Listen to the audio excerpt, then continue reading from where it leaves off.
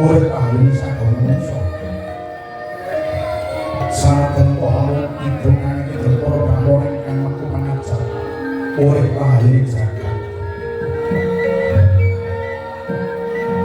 Rina wengi amung kaken paneh tembalan vidung aku. Kana-kana wis wonten omandangi malih putih kang dikuwatan kabeh. Pira ingkang kasoran kadang kala sampe nang kasih nang syukur. Dari dibon orang yang partai mau datang apa bakal terus karena jaga pemimpin tuh Jawa latang nang kono soal peribon kalau bisa saya omongan itu kasih bapak kangenan dosukur dasar suku atau kaya pokok mandul kasih narokan dan yang mau jasa kalau kita pantesan satu soal apa dari wala dari sana margo ayat ini ngomong kanan dari margo yang orang benar masa ini lama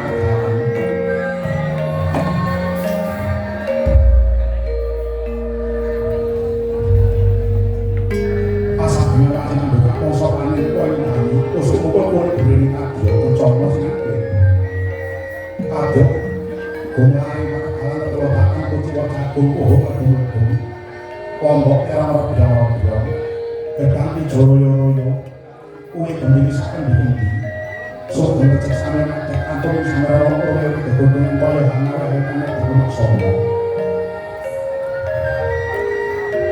saben orang desa penangan hati kali ini dengan bahan-bahan dosa sila pengen tanggal tahun kemerdekaan negara kita lahir nanti sopeng yang harus dalam kalau dengan kandungan anak-anak lima ada pemikirannya usah bisa nanti yang asal setelah kiai orang sembar ya kita bodromoyo ya sama gosipu loyo toko bejer kaki di tangan ngomong jangan asal sentot ya jurku tak asal toyo sih ya harus moyo nyolong yang orang senang-senang itu suka karo bahkan suka dengan Tuhan orang ada bicara itu tua-tua soal-soal yang dikatakan tentang bisa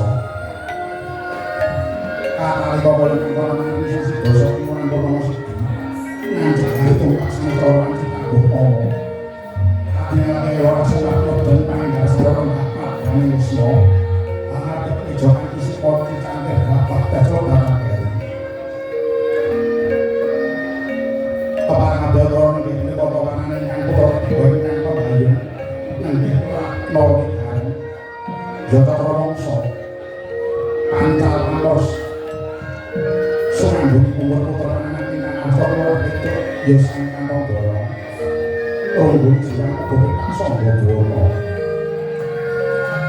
datang yang potongan di nang asal orang itu potongan di dalam ini potongan di nang romo orang lebih jelek atau sembroh orang itu yang mengunjuk ingasan orang-orang hewan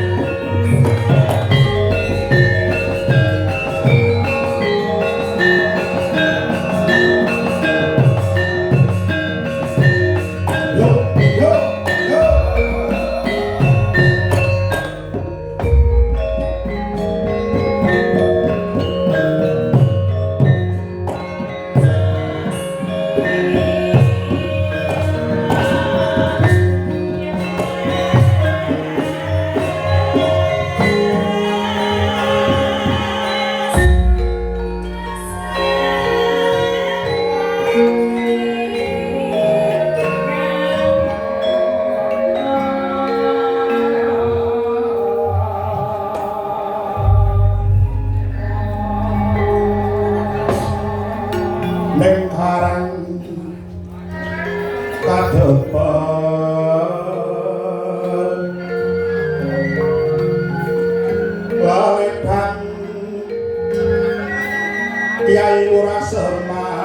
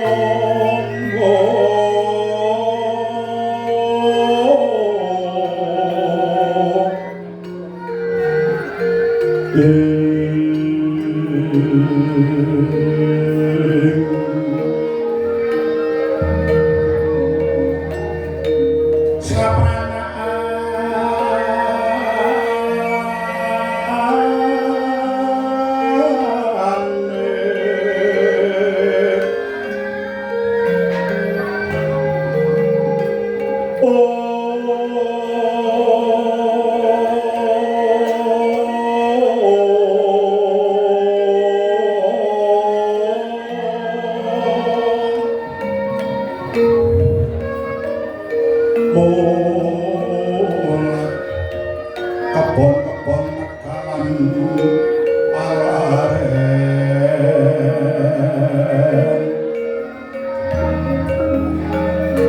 sami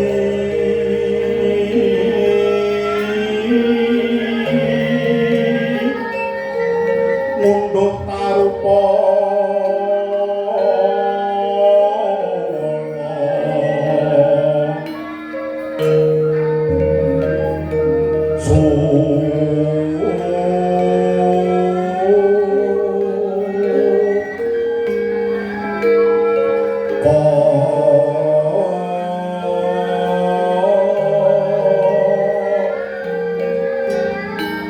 Sindang sesendona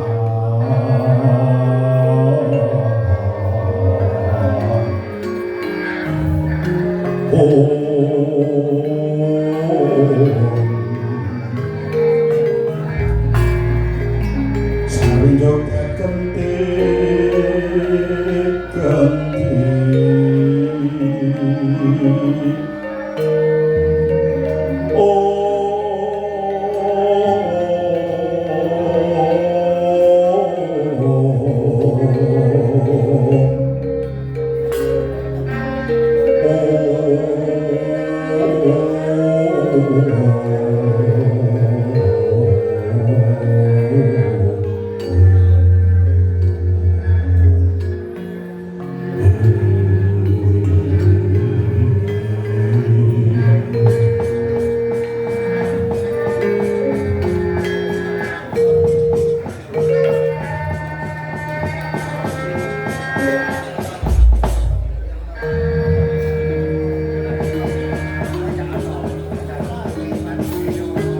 tideng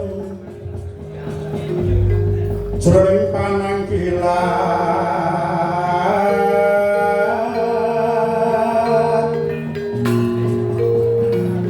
semune kawuryan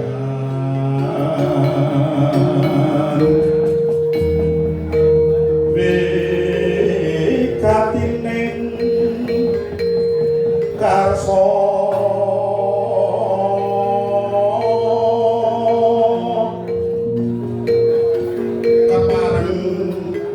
Semarabodranoyo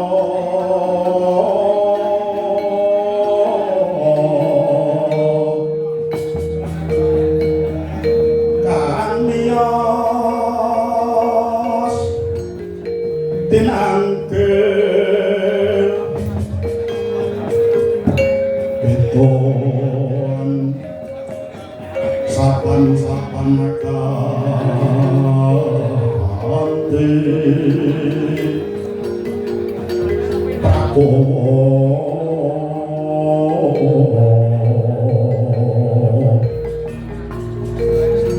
kakas ketereng ya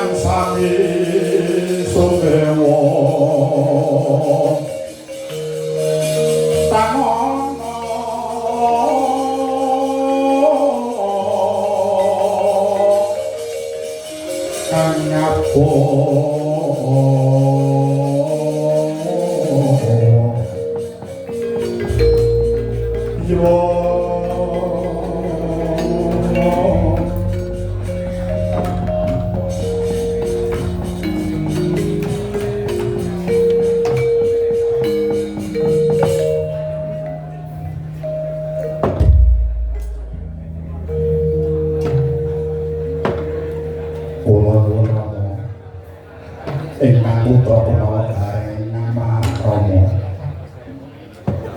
menapa sakabehipun dene Kyai ing kados watu ing kados dinibani menapa kang putra punawa gareng nganggep lepat yaine menawi kula nganggep lepat mugi kepareng medhah dhateng kalepatan kula kejawi kula namung nyuwun pangapunten tenun inggih kula sagung dadosi ing kalepatan kula enten napa tama saya tuwa saya suwene ladenane titik nesu titik meneng kula niki dadi anak ora pripun repot dhateng wong tuwa purmangsane kula dilairke wonten alam donya saking Gusti Lumantar Bapak Semar Dahayu pramila ten tindhak anggen kula bekti dhumateng Kyai Dewi ewas nenten kok ngajeng kendel iki dos pun ditopa piye to Bapak kok dereng rasa paring pangandika kowe anak nomor loro sing klebu ati karo Bapak Semar kok mendel ki ana apa to Le aku dhewe ya gumun kok kan gareng Bapak kok dene mawon kadatan malah tak sawang-sawang nggih wanci siang malih dahar wanci dalu angel oleh sare janjane iki menggalih perkara apa ya kan monggo anak telu wiwit lair gedhe ya gedhe dhewe supit ya supit dhewe rabi ya raga dhewe omah ya duwe dhewe raketan gubuk elek-elekan ewa dene bapak kok isih kurang rana penggali iki perkara bab apa ya Kang? Gong apa Kang?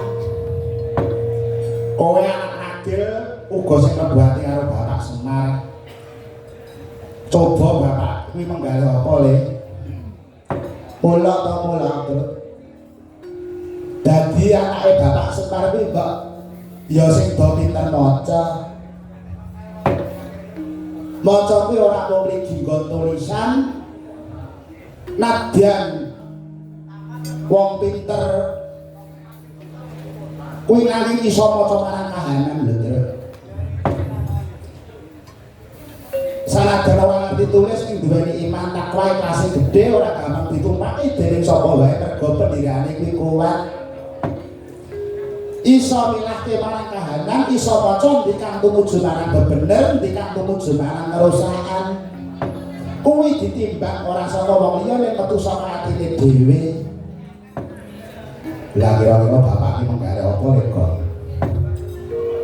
bapak kuwi lak minangka lurah ning Karangdembel to wis sak mestine mikir marang kahanan rakyat Karangdembel iso uga bapak menggale bab kahanan pemerintahan saiki lho Tru sik kok kowe aja nyinggung politik lho Le kowe iki mbagong ning gone wong mantu dudu mbagong ning gone wong partai nadang kok aku ora rembug politik lah ning ngarep piye meneh wong nyatane kahanan negara iki lagi ning fase krisis multidimensi lho Tru contohnya di bidang sektor perekonomian nilai rupiah melemah indeks harga barang naik banyak perusahaan maupun pabrik industri mengalami penurunan order global mula berdampak ada PHK massal yang rebut bidang politik saat ini pemerintah banyak yang kehilangan arah aturan hukum tidak berjalan sesuai konstitusi dan timbulnya keributan antar kelompok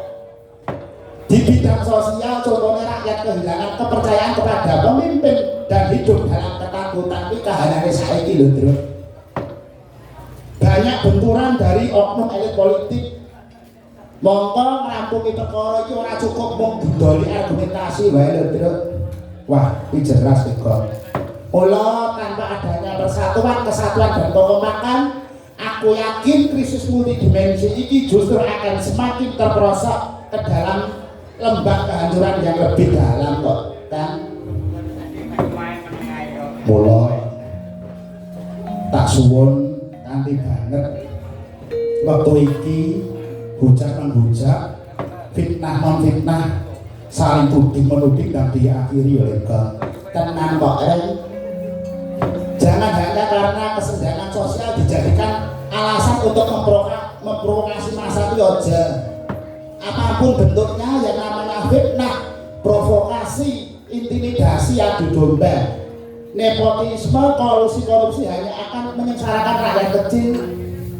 Wih jelas dan sudah saatnya harus dihentikan di negara kita.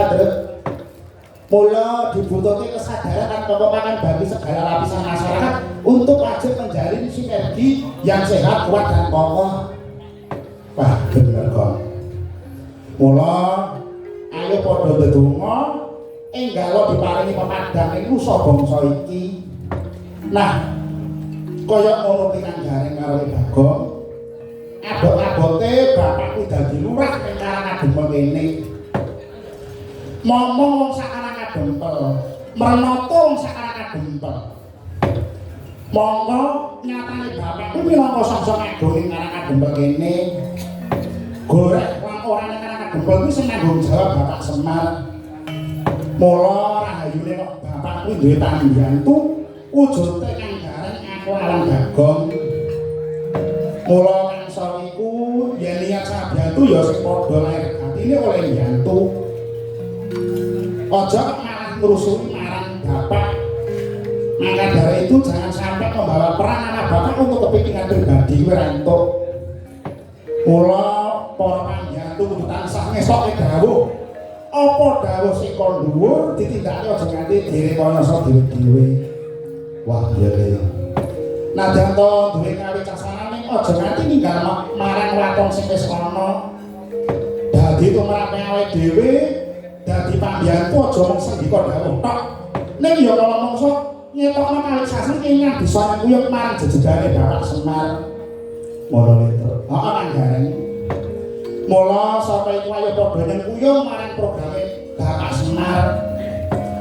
Contone di bidang kesehatan ben supaya sehat manggono aja nganti ning papan sing kumuh, kudu mapan sajroning papan resik lan steril. Mula mawantu-wantu panyuwunku kanggo para pengusaha sing duwe pabrik-pabrik gedhe kuwi sing iso ngolah limbahe. Aja nganti ngracuni marang lingkungan sakiwa tenene. Kabeh kudu lumaku kanthi selarasan ana manfaate Kang Gareng. Produksi pabrik ya ngaku sing ditawa tenan aja nganti keganggu. Sebab dumadine pabrik kuwi bisa nuduhanane pengangguran. Yen nganti pabrik kuwi tutup lan akeh PHK massal, jelas akeh sing padha nganggur. Mongko nganggur kuwi nang diparani amuk tumuju marang tingkat kemiskinan. Pola Kang Gareng karo Bagong. Zaman saiki mung soal dhewe ana telu. Siji kemiskinan, loro kebodohan, telu keterbelakangan kuwi wajib diberantas. Wah, bener le. Luwih-luwih iki musim kemarau to angine banter. Himbauan kanggo kabeh para masyarakat, ayo padha sing prayoga peduli marang lingkungan sekitar. Ngendi nggon ngendi papan infone iki akeh berita kebakaran Kang Gareng. Mula pentingnya pengecekan instalasi listrik, pengelolaan sumber api di dapur, dan larangan pembakaran lahan sembarangan kuwi ora entuk. Wah iya ya, Truk.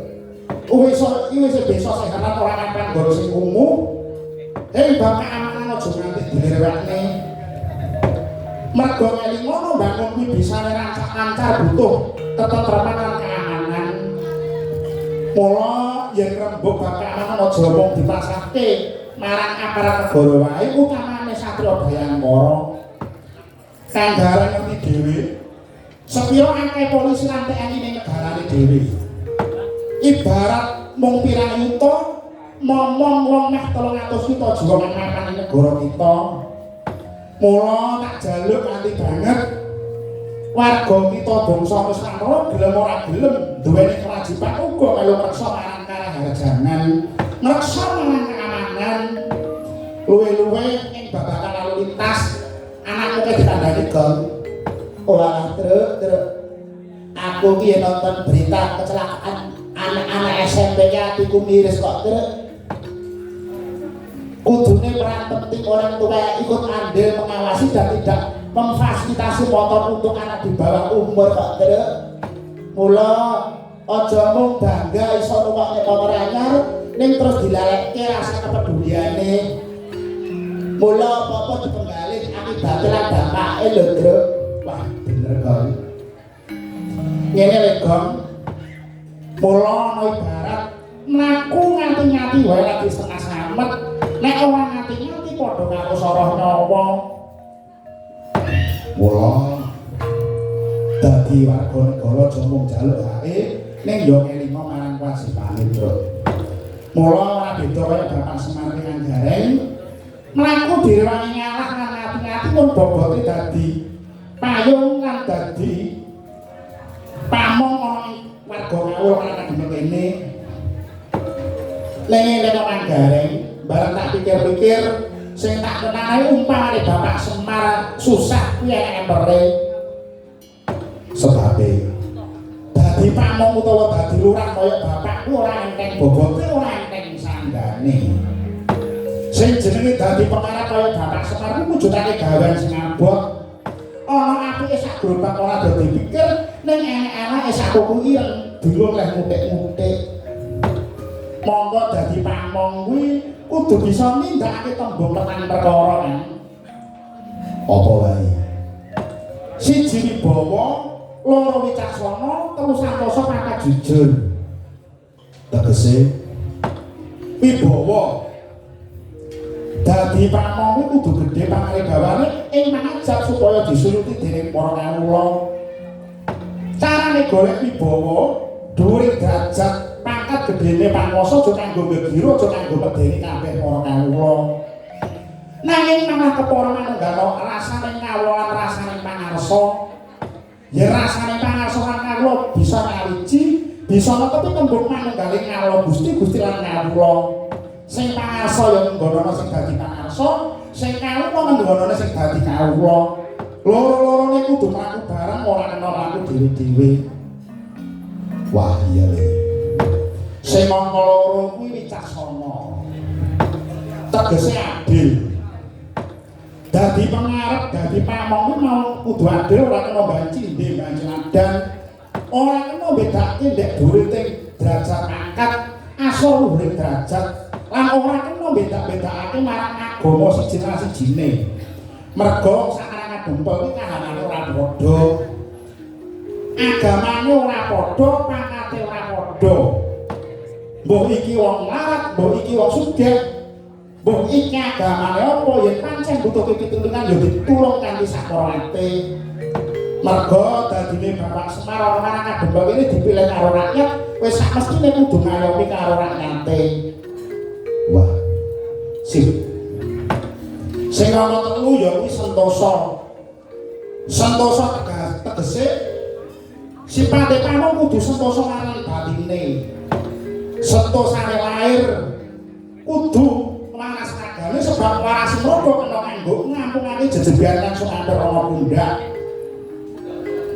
Dene santosane batin sipate pengarep kudu sarawas padha, bebasan paningal sewu Manggareng. Aja mung jagane panaturan mergo sing dilaporke kuwi mung barang sing apik-apik. Mula panayogane sipate pamong gelem tindak marang karapadesan mubeng daerahe.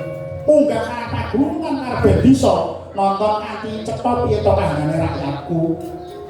Wah iya. Banjur sing ngomong papat. Sing ngomong papat kuwi jujur. Tembung jujur kuwi wis diarep dening wong cilik, wis diarep dening para kawula. Kaya napa nggone pengin duweni lurah sing matake jujur. Jujur ngene kudu gelem brabrakan, kudu gelem lumaku ana ing sak dhuwure wewaton. Mula tembunge endang ya kuwi transparan. Jenenge wae pamong. Pamong kuwi kudu gelem ngadeni ana kebutuhane kang padha dimong. Aja kok butuh diladeni kang padha dimong. Rakyat kawula kang kebentuk supaya bisa mesem guyu kudu kepiye? Kawula bisa mangan ajeg marang wetenge iku kudu kepiye? Generasi penerus kudu pinter kudu kepiye carane? Kuwi dadi tanggung jawabe Bapak Semar. Wah iya. Mula Bapak Semar ilmu Udara sampe liring ini Kang Gareng. Ben aku rekoso apa-apa lakone rakyatku do makmur. Ben aku marang apa-apa watane rakyatku ben kecukupan uripe kuwi Bapak Semar. Wah, hebat. Banjur Bapak kok dereng kersa paling dawuh. Awake dhewe dadi anak iku kudu piye? Ngene Kang Gareng. Mara coba awake dhewe ngaturi panglipur saketara. Jejer lho, Tru. Apa-apa? Jejer anak dempel iki presiden. Oh, no. Ayo diaturke panglipur saketara. Larase pelok. Ya. Iki kira-kira ngetokne nagelae lho, wani ora? Oh, guna laras kok dilawan. Lagune apa? Lagu sing hit. Ana ing kadang-kadang seniman sak Nusantara. Lagu lawas ning diarang semen meneh. Lagune apa? Elae lho, wah cocok elae. Nostalgia ya, Tru. Heeh. Yo. Kadang-kadang gunung laras. Lagune lalu buka benang. Dados to?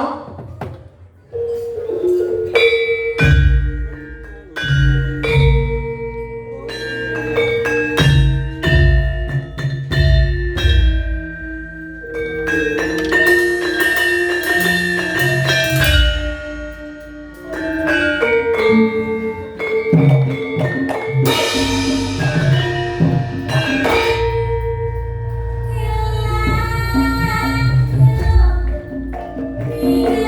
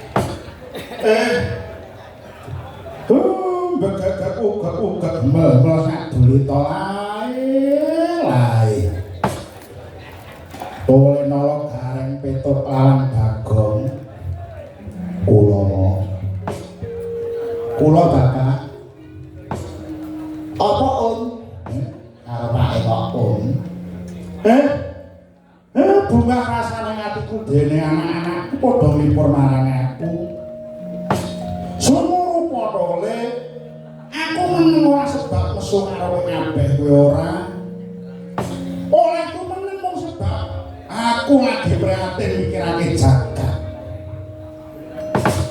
Kahanan jagat saya suwe saya ora sudo, saya suwe malah saya ngombro-ngombro. Mergo donya iki tak tonton ketaman dahulu lan retu. Lire wujude dahulu, pas semune donya kaya ketaman grahana saya peteng dedet lelimengan. Marca padha kaya koncatan yoni sebab akeh para pemimpin negara, para wakiling rakyat ingkang padha gugu sakarepe dhewe. Bebasan gajah tidak nampak palangan tandur. Bedal-bedal tanpa kendali marang hukum undang-undang pranatane negara. Sing kudune gawe adil malah padha diadili. Sing kudune ngampungi perkara, lah kok malah iki dikenangi perkara iki piye to le? Satemah tipis banget kapercayaan para rakyat marang pejabat negara. Dene sing wujude reretu goreng donya larane sandang pangan, andalari akeh reretu kaya begal. Maling rampok kecu sakano dalane. Jaman saiki ora mung jarak bondo, malah kepara tegel mateni lan nganiaya iki. Aku rumangsa prihatin dole. Susahku uga gagas ibumu kanastrani nang lunga tanpa pamit. Sibuke Satama. Lho. Sibu lunga ta apa? Kepala nyata nggih. Kurang luwih wajrone ana jroning Dwi Candra iki durung katon bali. Ibumu kanastran kuwi to le. Jangan ditindake mo ora pamit. Cekak ora seneng pikirku yen ibuku durung bali ngadeni marang aku. Mula iki dadi kepelan marang anak-anakku aja sok dasya marang ibu. Aja dasya marang kaum wanita.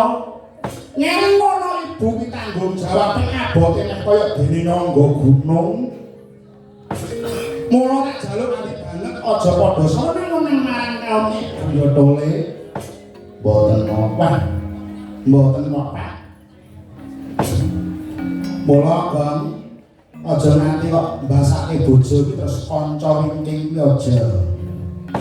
Nyelingono ibu ki tanggung jawab abot. Gula wentah putra, gula wentah ngomah. Wah, truk-truk. Biar kowe ndak tuduh karo aku kok mbasake bojo kanca wingking, Truk. Tak rewangi ngati-ngati, tak rewangi terbuka ya, Truk. Aku ki gemar tipel karo bojoku, Truk. Nek ora ngerti nasibku saiki ta, Truk. Nasibmu piye? Wah, domisili KTP aku ki gak bolak-balik, Truk. Debet ning sakit saiki para dadi pindah sakit. Wah. Ilmu parenting sebelum nikah kuwi penting kok, Go. Ora kok kuwi. Lek nyambut gawe iki melu rombongan iki tak rewangi awan tak nggo bengi tak nggo awan. Entuk hasil mak biuk tak tutuk tak nek bojoku. Iki lho sakit hati, Truk. Mula Bang, karo bojo iki sing terbuka, sing gemati oleh bojo iki ditresnani lega. Larang driya mangung-mangung. Mangungkung paduan rimang.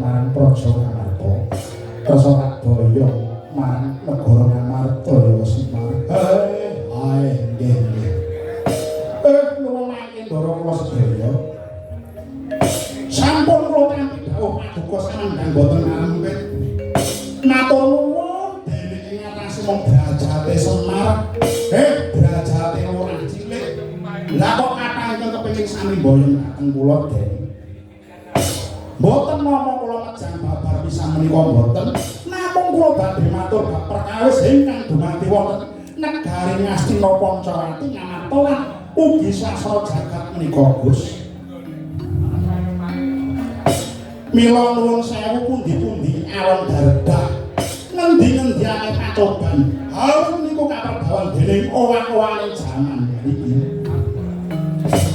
Jaman niku kaperang wonten sekawan ingkang sepisan menika jaman emas.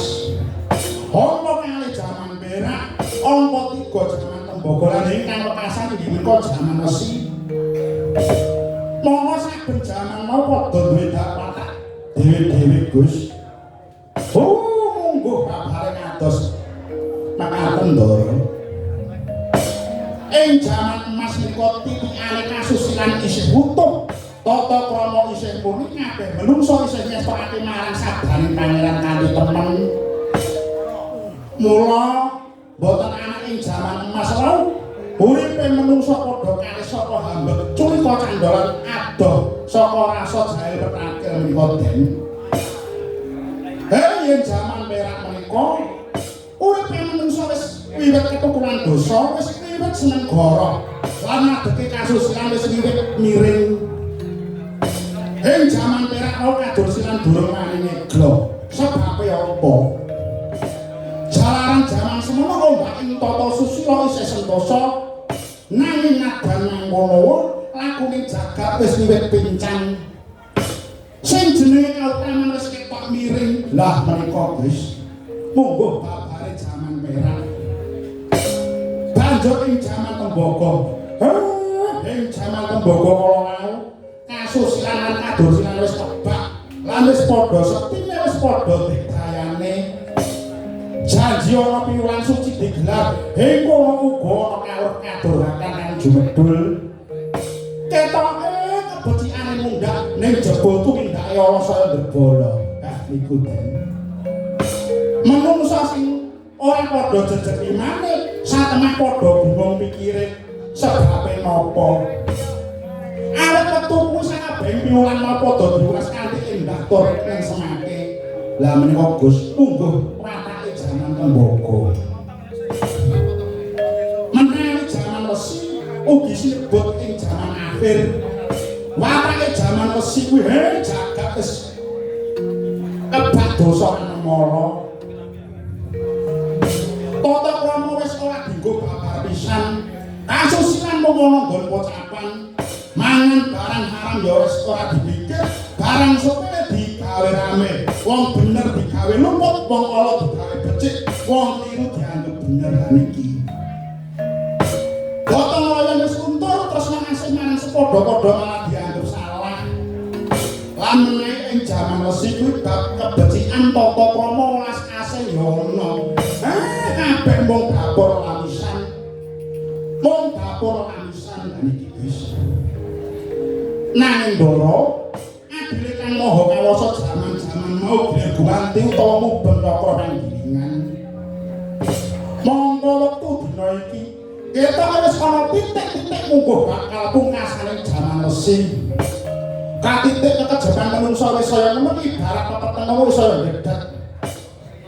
Monggo adat lupia sing wis sauger peteng dedet.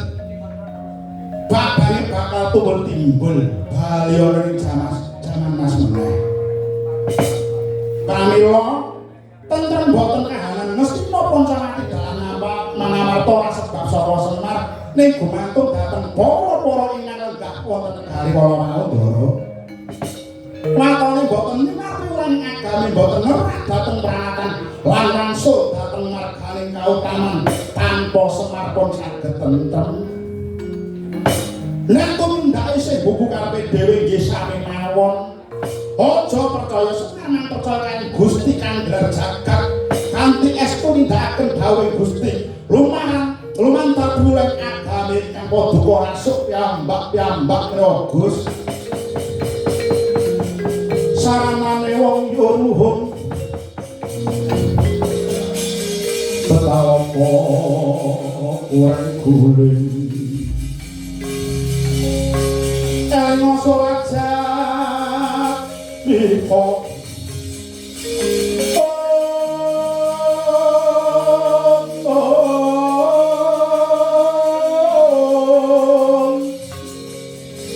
yen wacana kudu manis mulai semsem ning sapa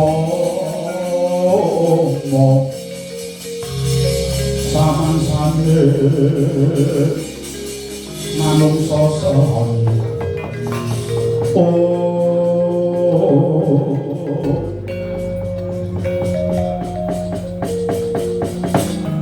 Kakang Semar wis lega rasane atiku Kakang Semar medalake kahanan jagat wektu iki lah karben saya mantep ayo Kakang sira tak boyong ana Ngastina tumrap gonmu diboyong marang Amarta tak suwun kowe tinemu mburi awit apa awit luwih tuwa sinuwun Prabu Duryudana tinimbang Prabu Puntadewa mula Raden Gatotkaca tak suwun ngalo dhisik mengko yen Kakang Semar rampung saka Ngastina lagi tak dereki nang Amarta lah tumrap Prabu Rama lumantar utusane luwih becik kundur wae awit apa Prabu Rama kuwi ratune kethek monggo kethek kuwi kewan kuwi derajate ana sak isore menungsa lho monggo Kakang Semar arep dandane watake munyuk mesti ya kangelan wong kuwi kewan kok mula Kakang Semar negara Pancawati tinemu mburi wae dandane negara Pancawati kuwi anyel dasare ora bisa tentrem mergo ning kono kewan kabeh mula ora aneh Prabu Rama arep menungsa umrah ning watake menungsa mergo ora kesuwen kumpul karo kewan campur semburi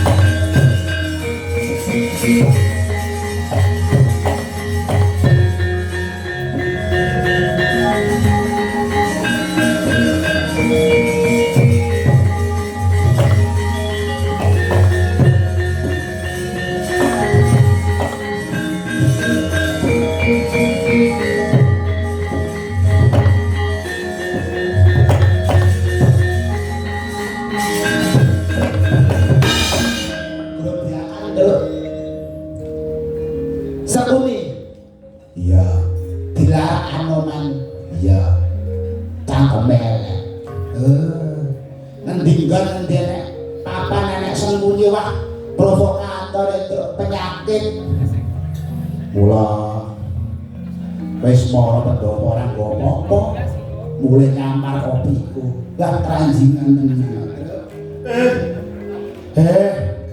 Pate Sembuni pancen darah perkara kaya ono negara mesti mandala tentrem iki cara piye ya Dewa menika Gus kula nyuwun tulung ndara kula Raden Gatotkaca kepareng misah ingkang sami Bandayuda menawi sampun kapisah Kaderek nom iki kula badhe atur karantunan Den. Nek tak dawuh sumpah kula pamit saha pangestu Semar. Nggih. Mangsa Barandara kula inggih nyuwun wedal sawetawis kula badhe mlebet wonten papan pangibadah langkung rumiyin. Nyuwun pitedah menapa ingkang badhe kula tindakaken Den. Namung kula suwun monggo kanthi karontonan menapa kemawon muga tansah eling lan waspada Gus. Postura pangidikane Sang Hyang Singabodha Sigra minggah jare papan pangibadahan wis kuncara candrane Trapatma Jayan.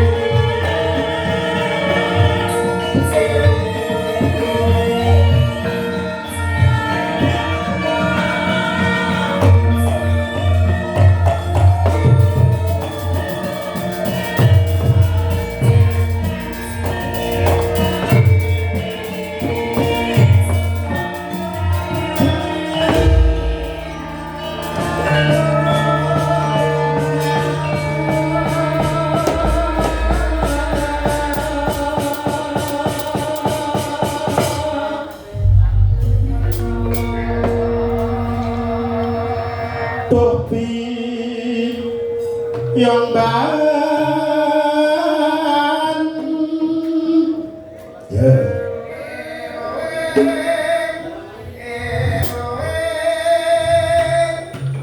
layak apa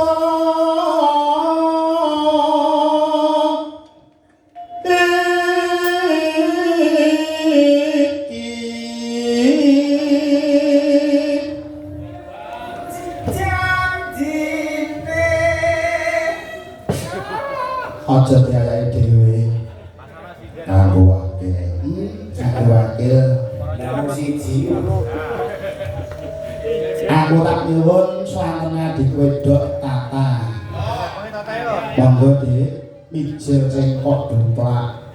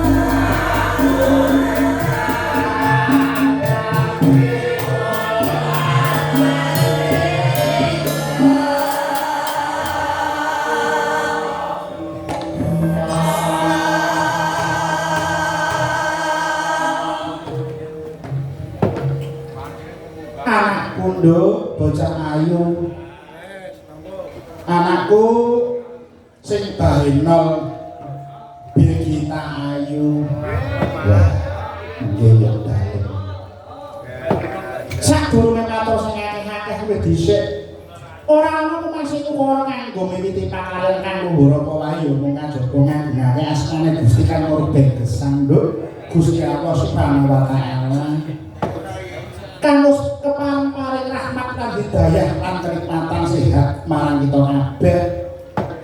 Alhamdulillah awake dhewe ketiban sampur digawe nglipur ing malam widodari niki Nduk. Nggih.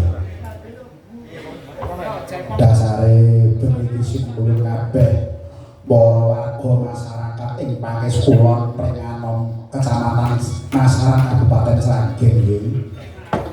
Dipun pangestoni kaliyan para sesepuh adi sepuh para kyai alim ulama tangga tepalis anak kadang pamong mitra ingkang sedaya sampun nyengkuyung tasyakuran ingkang dipun gelar kaliyan Om Suyatno saha Bulik Nulik Nuryani.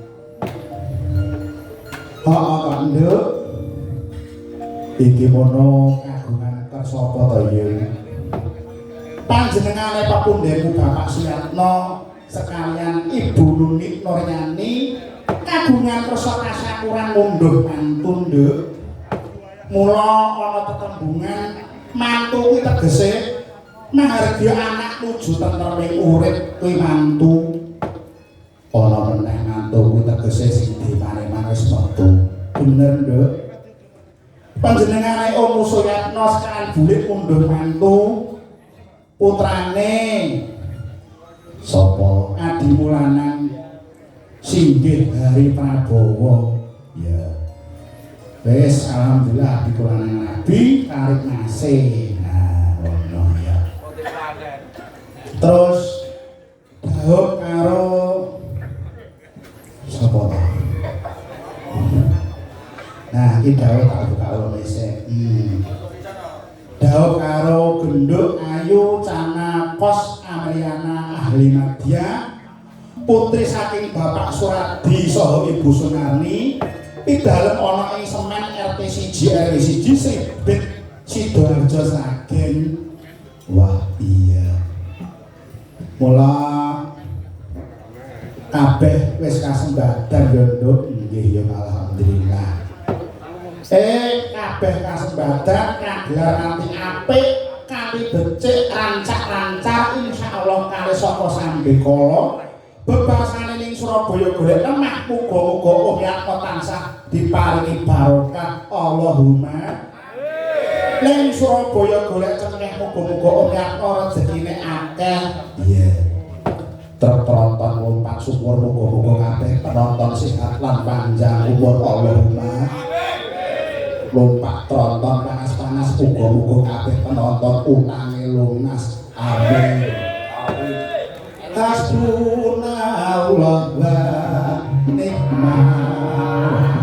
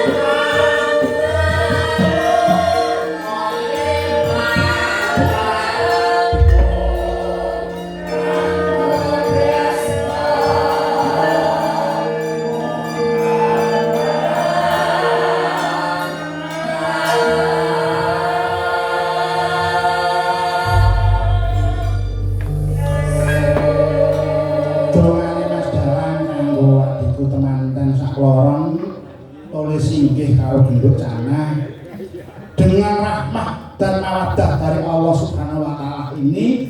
Semoga kalian berdoa bisa memperjuangkan sakinah, insya Allah akan menjadi berkah. Amin. Lan ugi dumateng pepunden kula Om Yatno saha Bule sak keluarga besar Prapatno Wijaya mugi tansah pinaringan dening Hyang Agung cedhak kanugrahane adoh saka sambikalane sedaya tansah pinaringan sehat lahir batin murah rezekine mangya kasempatan bejo donya nganti akhir dan tetaplah hidup bahagia. Allahumma dawuh para winasih ingkang surasane mengkene kok Nduk. Siapa yang ingin hidup bahagia syaratnya adalah 10 sikap yang harus dilaksanakan, antara lain 1. Lepaskan rasa khawatir dan ketakutan. 2. Buanglah rasa dendam. Yang ketiga, berhentilah mengeluh.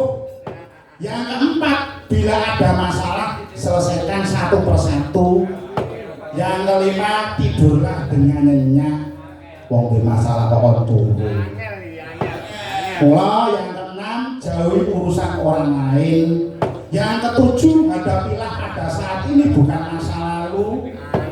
Yang kedelapan, jadilah pendengar yang baik. Yang kesembilan, berpikirlah secara positif. Yang terakhir, bersyukurlah kepada Allah Subhanahu wa taala, insya Allah akan bahagia. Iya, amin. Muga-muga sedotan Cinangka rahayu kanthi nemu Basuki kang KST. Mbak Nduk. Nyatane saking tresnane Om Suyatno karo tangga teparo malam midodareni disugata wayang kulit. Nggih. Ora keri awake dhewe uga ngaturake sugeng bekti marang para pepunden dalan ingkang sampun rawuh maring pangestu kanggo awake dhewe. Uga nyuwun pangestu kalih panjenengane Profesor Dr. Sugeng Nugroho SKMSen. Beliau itu salah satu guru besar teori pedalangan di ISI Surakarta. Nggih sugeng kula Bapak. Uga sungkemmu katur ya kuwi pepundenmu Om Aryono Ibrahim. Oh, ya rawuh. Tekon Nduk. Ya, wah dosa Mojokerto. Wis nglonggarake wektu nggone awake dhewe. Nggih. Lan uga sedaya pepunden seniman ingkang sampun rawuh puniki nyuwun pangestu kanggo masyarakat Pakis Kulon, khususnya laku umum kagem masyarakat Kelurahan Prenganom. Saha pepundenmu ya kuwi Pak Giyoto selaku Kepala Desa Kelurahan Prenganom lan Mas Agus Purwanto selaku Carik lan Perangkat Desa Kelurahan Prenganom wis tresna karo dhewe. Tanggal 24 Agustus Kelurahan Prenganom mengadakan pilihan BPD. Wah, anget-angete iki Nduk. Mula Nduk himbauan kabeh kanggo masyarakat Prenganom aja mung gara-gara pemilihan BPD terus dadi congkrak antarané siji lan sijine ki aja. Fokus pada penyelenggaraan dan harus paham akan tugas. BPD itu adalah amanah besar yang bertugas untuk ikut peran andil bersinergi dengan pemerintah desa. Itu bahasa BPD.